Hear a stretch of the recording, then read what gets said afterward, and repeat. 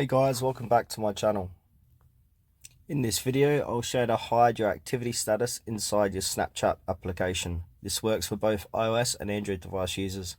Please make sure to watch this video to the very end so you don't miss out on important information. In saying that, let's dive in. Alright, the first thing you need to do is head over to your Play or App Store on your phone and search for Snapchat.